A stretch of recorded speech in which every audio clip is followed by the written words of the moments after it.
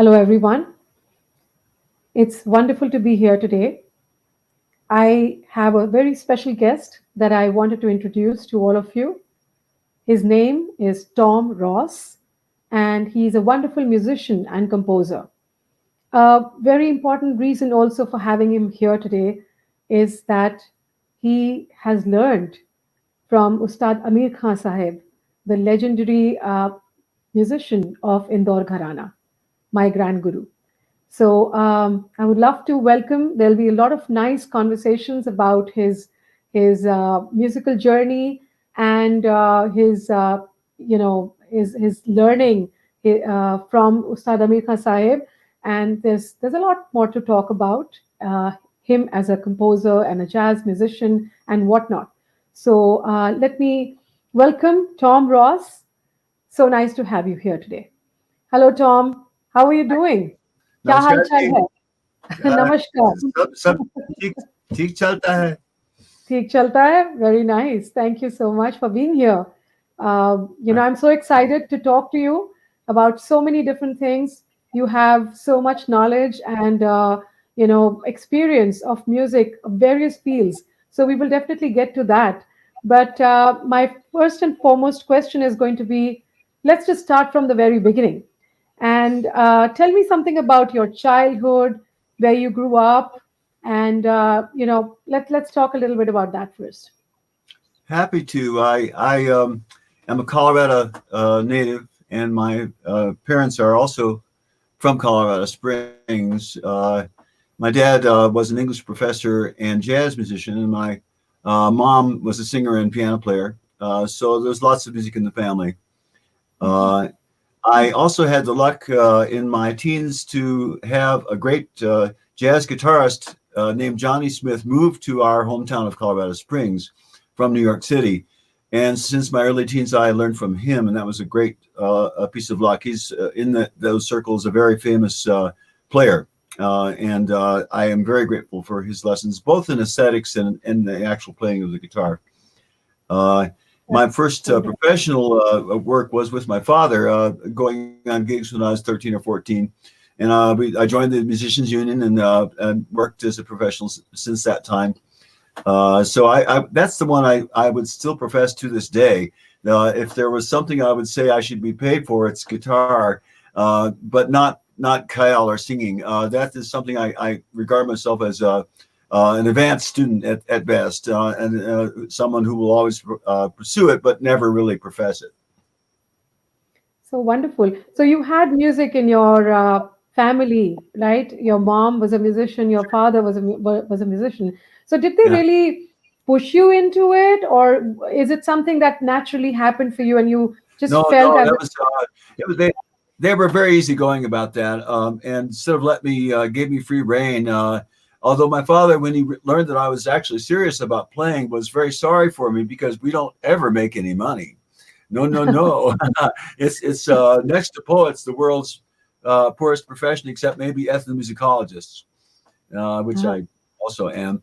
And so they helped me and in every way possible, as did my teacher Johnny Smith. So I was very lucky to have encouragement there. And I would say that the verbal side was kept pace with the musical side because they are verbal people. And so mhm. I ended up being a songwriter, especially as a composer. I do write some instrumental music, but I can credit the verbal alertness, if you will, from to the family also. Mhm. Wonderful. So this is such a beautiful journey already. And so, how and when, I mean, did you really get to experience an Indian classical music concert, maybe, or just to even get to understand that there is Right. something called Indian classical music? When did that happen, and Sure. how? I think the year was about 1962. That was the earliest days when Ravi Shankar was touring, and one professor at the college, who a very alert, open-eared fellow, brought Raviji to come and play. And so I heard him. I was in the audience for that concert way back then, quite impressed by the sitar. And but I was still in high school, and then I lucked out to go to Wesleyan University in Connecticut, where there was a thriving or burgeoning world music program with an emphasis on India. So Okay. that changed everything when I went to college. Am I jumping too fast into that? Am I No, going no, too no. fast? Because You're here we are in doing college, fine. Yeah. and sure.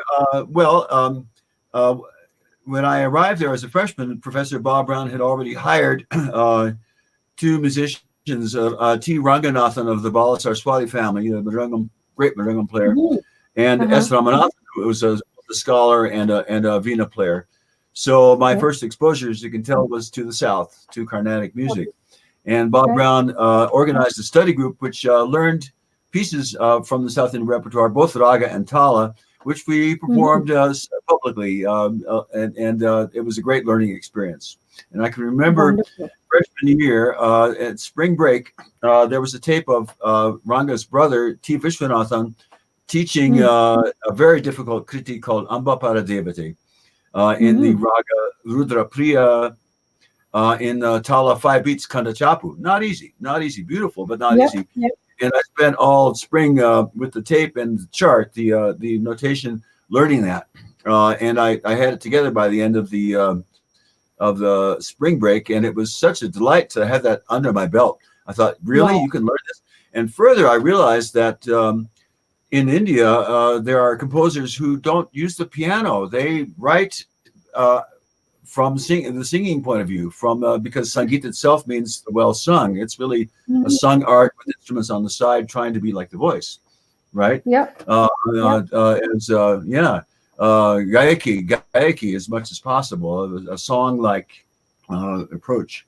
It struck me that you can compose and not play piano.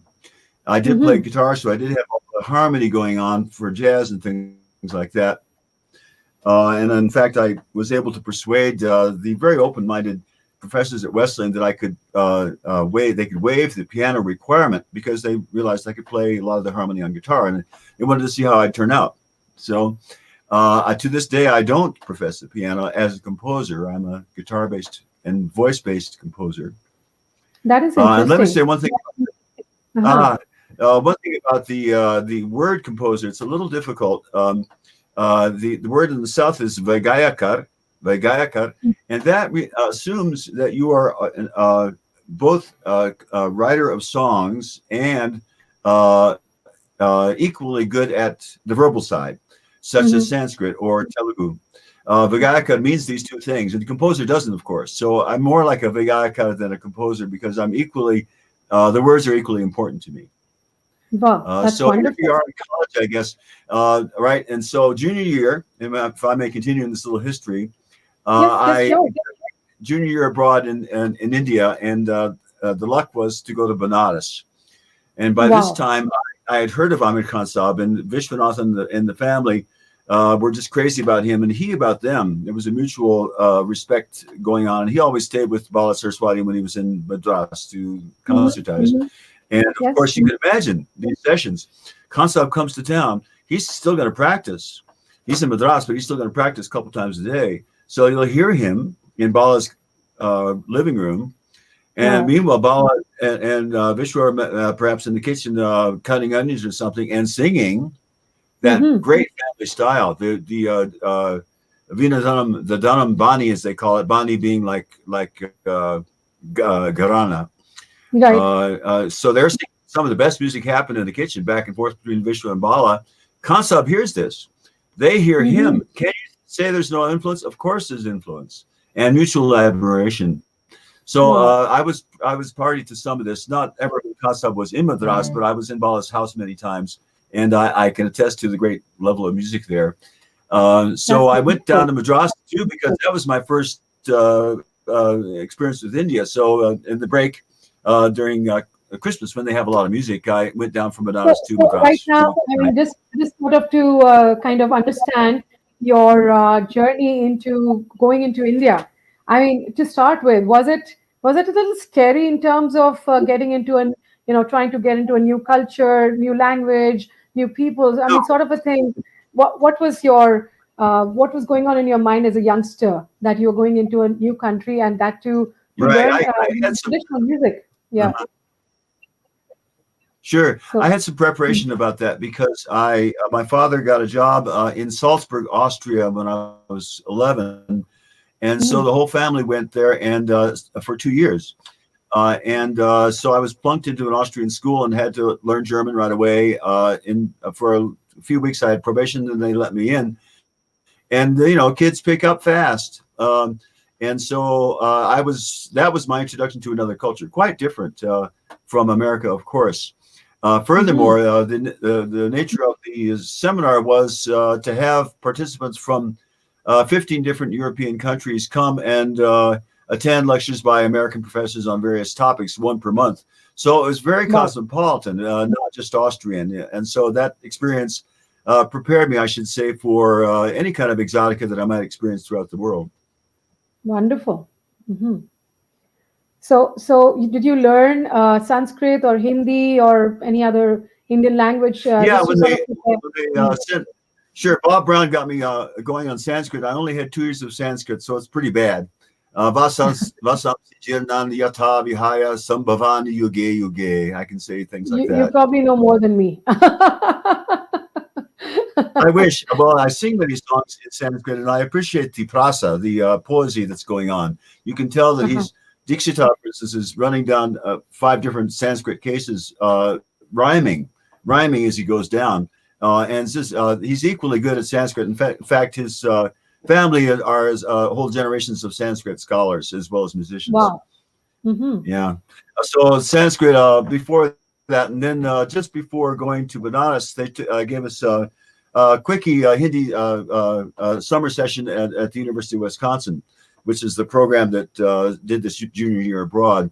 So Hmm. Hindi in that fashion, and I picked up pretty well, and I can write okay Devanagari. I can't write Oh, Urdu, wow. sorry to say, but That's amazing. Devanagari. Hmm. Yeah, and I can read and write a little Bangla, a little Bengali because I was in क्या Calcutta. बात है? Great regret that I didn't really learn Bengali while I was in Calcutta, that beautiful language, but I use my Hindi all the time, so I got by that way. And as when I was, this is a funny little anecdote dropping ahead, but I would wear juba and dhoti, together and look like a Bangla person, except for my complexion. And somebody on the street stopped me and asked me, because of my language was pretty good, said, "Are Uh-huh. you Kashmiri? Maybe? Aap to Uh-huh. Kashmiri hote hain."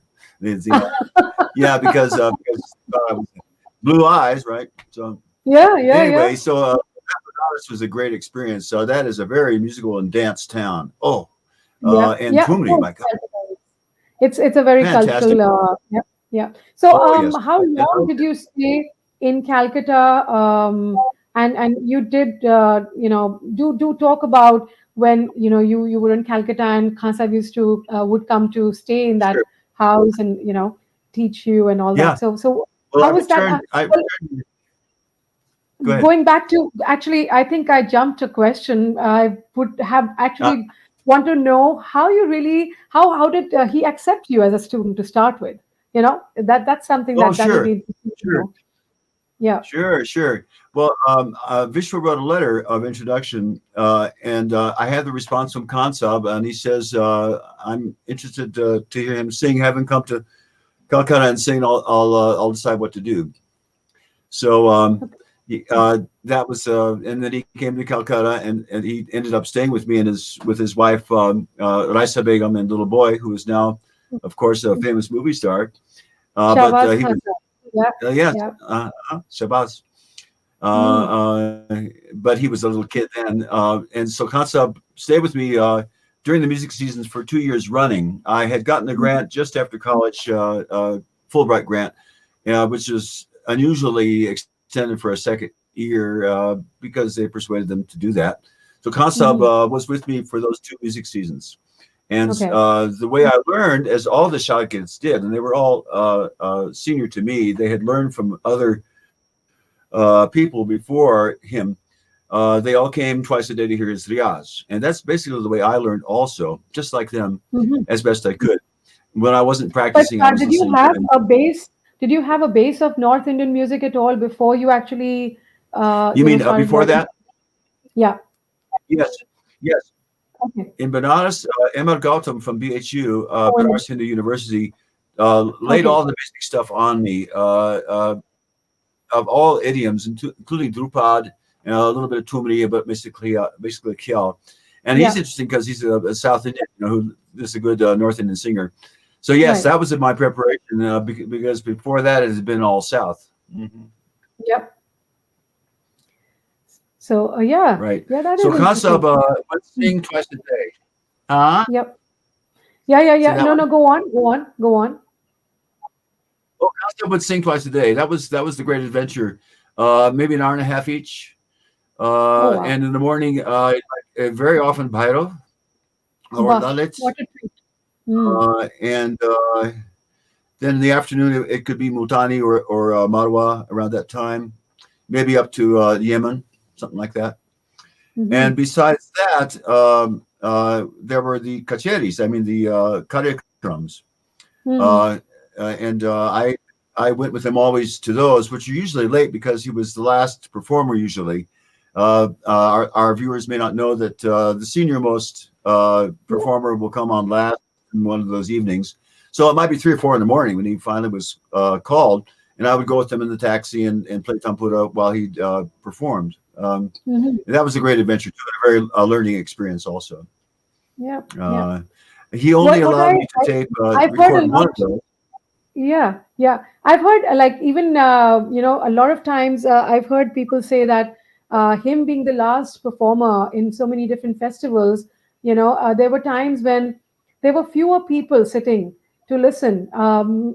Is that really true? Or I mean, he would still Sure. just close his eyes and be there, one with his music and just sing as if this is the best he can ever do.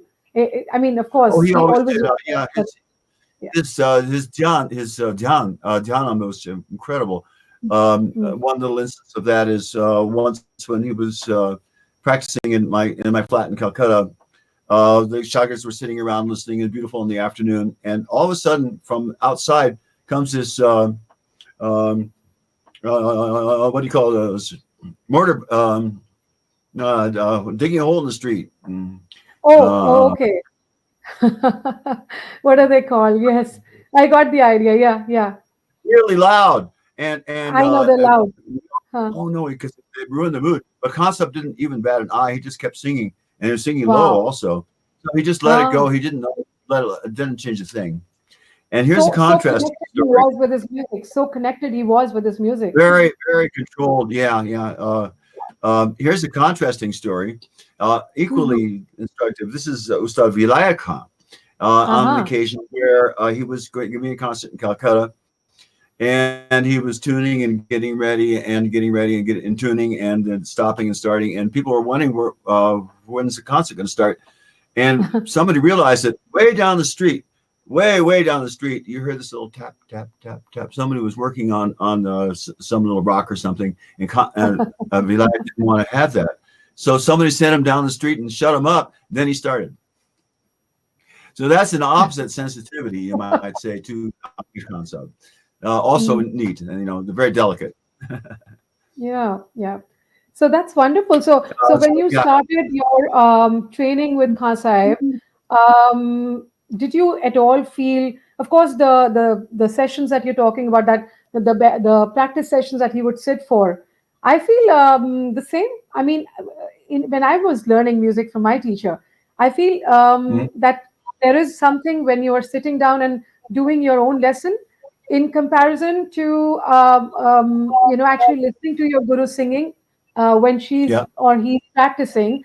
The yeah, kind of learning you have with that, it's a totally different experience, because whatever you were yeah. learning is now being applied. So was that something that you felt, and was that kind of enhanced your learning in some way? Yeah, I think you had to. That was the way it was done. And I Uh-huh. don't know if there's a Hindu Muslim comparison here or not, but it was the fact that he was my first Muslim teacher. And correct me, but I take the attitude of those musicians to be a little more professional and less devotional than Hindus in Hmm. general. They're often passed on from father to son. and less of the guru shishya discipleship, although that is there. Mm-hmm. But all my teachers before had been Hindu, and it was always sing and repeat. You know, Yep. Yep. Dana, okay, Dana, repeat. You know, concept doesn't do that. Didn't do that. Not to anybody. No talim in that sense. So The what was talim his was style of teaching? What was his style of teaching? Because he had different kinds of students in terms of different levels of students.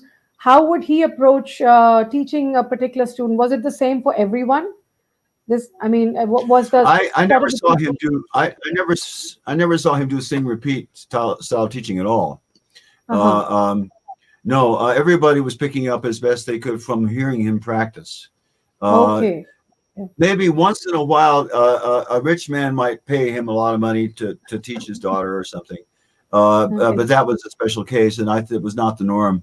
And I was surprised, and I had to sort of adjust because I was used to, sing and repeat. I thought that was going to happen, and it didn't. So I went Mm. through a period of emotional stress there about that. But I am reconciled with it because it was a great honor to learn that way. Anyway.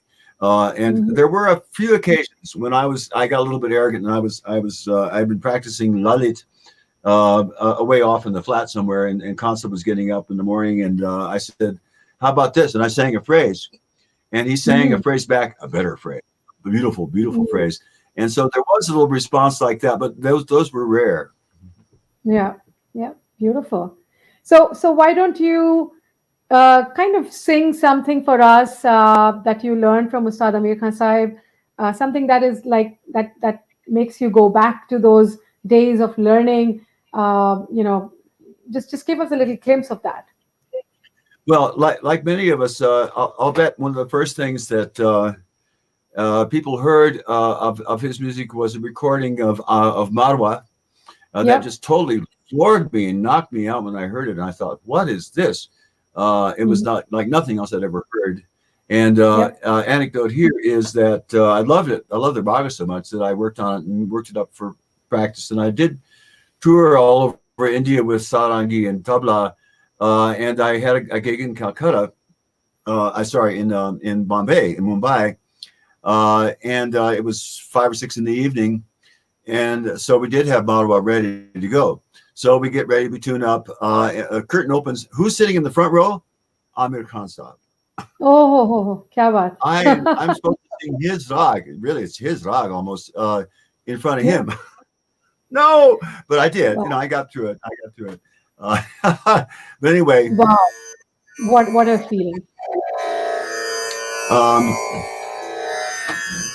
for people who don't know this rag, it's uh, wonderfully famous for avoiding the tonic sa. There's not a lot of sa in it. There's a lot of rishab, the next note up.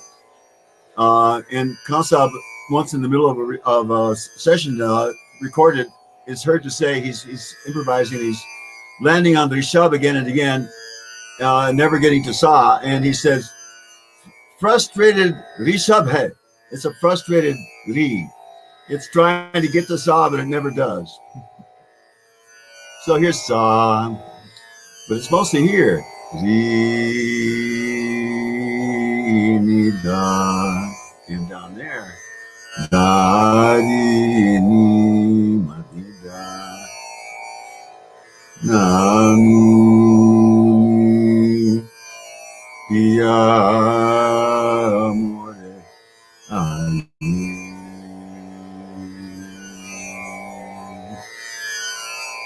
Gabagade, ai,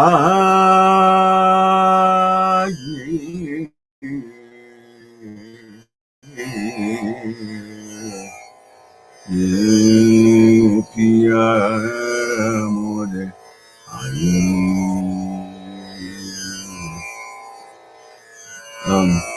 And you never want to leave that. You want to stay right there,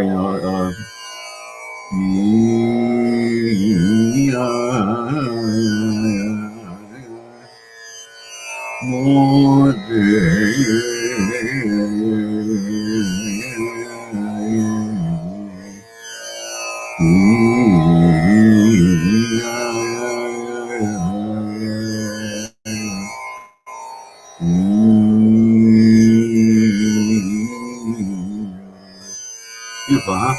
Whew. Yeah, and you said so. Amir Khan Sahib had influences. I say a little bit about that. The way I was trying to get a lot of juice out of just a few notes is what his real art, I would say, is, and I think nobody knows quite what he does or did in that regard. People, that's what they really want to crack. The fast stuff is great, the tons and everything, which he probably learned from his father. But the way he stretches out the rag and gets juice and more juice out of the raga is unprecedented. Nobody has done that or will do that probably the way he did. Very true. There Very are true. predecessors. There is Wahid Khan, and if you hear Yep. his stuff, oh man, he was glacial, very slow, very slow development, Hmm. and it lacks other things, but you can't say he isn't slow, and methodical. And that concept, obviously, many people do aver that he has influence from Wahid Khan, as well as his father, which is often Shamir, associated with the Bindi Shamir Khan. Gharana. They say Yeah. Bindi Yeah. Bazar. And he Mhm. was a sarangi player, as Concept was first, you may know. He played some Yep. sarangi before he sang, and then Yep. finally ended up singing. And there may be some stuff going on about that because he doesn't much like sarangi. He said, "Voto, humse aage jate hain." They always go before me, and they ruin the development because they go higher. You're still down there. So he didn't like that. Actually, this is one thing because I'm from Indore, Gharana, and this is how I've been taught also. A lot of times, this is what I realize that I don't even probably need an accompanying artist because No, with the kind of sometimes it's pace better. that we really do the badhat, there are times I would rather have a very subdued kind of an accompanying Sure. team, Yeah. So I And mean, we why really why don't. Yeah. yeah, why echo exactly what you did? I don't let's go for that either, south or north. I would rather have a paraphrase than a literal note for note imitation of what I did, or nothing. Nothing is beautiful. Oh yeah. There's some choice with concept with just tabla. It's beautiful. Tampura and tabla, you don't need anything else. Yep. Indeed, those sessions in the morning when he was practicing without tabla are some of the most memorable music I've ever heard. Wow. Just the riyaz. Yeah. They were Beautiful. performances. They were little performances. He didn't do exercises. Once in a while, he would say something or show something. I remember when I brought my tampura, which is this black one back here from Miraj. You can see it Hmm. there. Yep. Very nice instrument. Concept tried it out, and he said he tuned it up, and then he went like this, and he had it up in the air, and he went, and he moved it around to see if it would hold, and he said tika tika. He liked हाँ it. हाँ हाँ क्या बात है Uh, हाँ हाँ yeah, yeah. Hmm. So A detail about that. His tuning was a chetar tambura, a six-string tambura, yep. six, Mhm. which was pa sa ni sa sa sa always, pa sa ni Mhm. sa sa sa, or ma sa ni sa sa sa sometimes, but Mhm. always the knee in there. Even if the knee was not shuddh but komal, he would have it in the sound of in the That is background. You can interesting. hear those. That's He liked interesting. probably Mhm. because there's a harmonic off of the punchum, which is knee. You get a Mm. harmonic off of punchum, which is knee. So it was in there all the time anyway. So that may be why he did that. So anyway, That he is would have so. comments or do things like that. Once I remember, I don't know what the occasion was that occasioned him to do this, but he showed us that he could sing three saptaks three times up and down, and I think he did it in the Bhairav. So that means 21 notes up and down, perfectly control, fast, in tune three times. Oh my God. That Three times. is like doing Yeah, six and octaves. three, Wow. three octaves.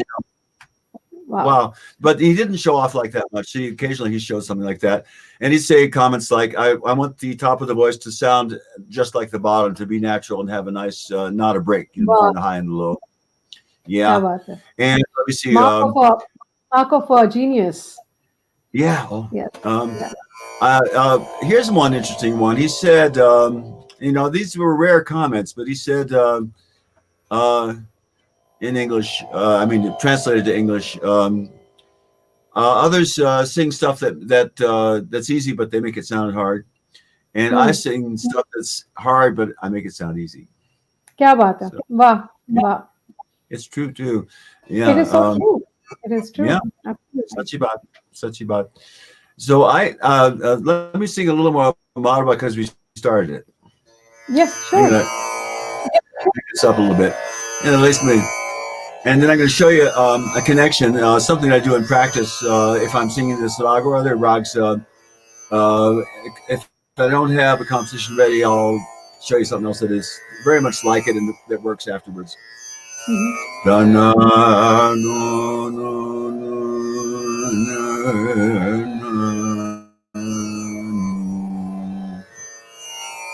na na na na no.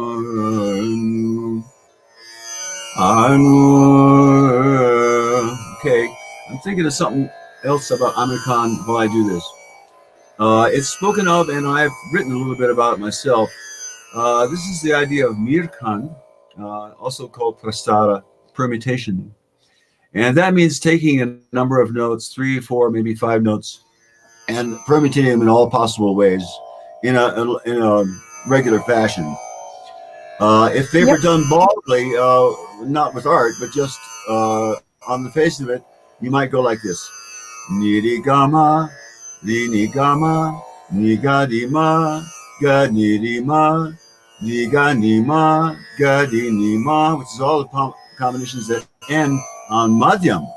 Then you Hmm. go ni ma ga, ending on ga, ni ma ga, ni ga, ma ni ga. Di ma di ga ma ni ga, and so on. Total of 24 combinations. And I'm told Nikhil Banerjee, who loved Amir Khan Sahib, also daily did 5 note combinations. That's a lot of Mhm. work. It's a lot of That's a lot combinations. of work. And I regularly do the 4 note set, but not the 5 note set. So this prastara or Mirkanda is said to be behind the type of bharat or development that Amir Khan Sahib did. Yes, you can Mhm. hear it, but not literally. It's the kind of thing that you memorize and then you kind of forget, and you don't do ever note for note the way you practiced it. Yep. I further have this idea, and it's interesting, if not so easy to prove, which is, yes, he does use Mirkan, and I think maybe he takes parts of improvisation A, B, C, where he was, and permutes those, so that he sort of takes a meta mirkan, if you will, meta permutation, and that's why he spins the notes so beautifully and endlessly, because he can see all those combinations in a sort of overview, a meta view. क्या That बात may है? be going on. Yep. Anyway, here's Yep. Mala, and it climbs, of course. And what you do is in an alap, you go up and you reach some kind of a climax and a high note, and you come back down. Kansab usually would go in the lower range ahead of that. He'd go below Sa and The then work his Avro way up. Rupi is called basically the Avro Rupi style of singing, right? So more What's it towards called? the lower notes. The Yeah, Avro Rupi, yeah, style of yeah. singing. He'd go down. He'd go down to punch him at least, and maybe lower, and then back to the original Sa, and then up to high. So the contour was like that, and then there's the climax, and then down to the bottom.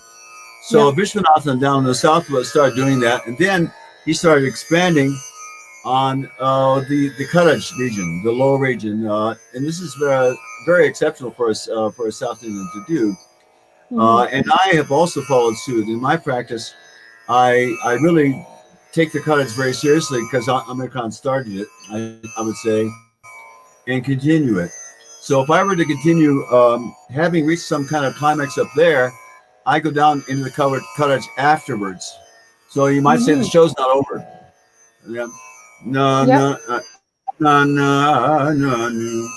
Na na na na na da na nu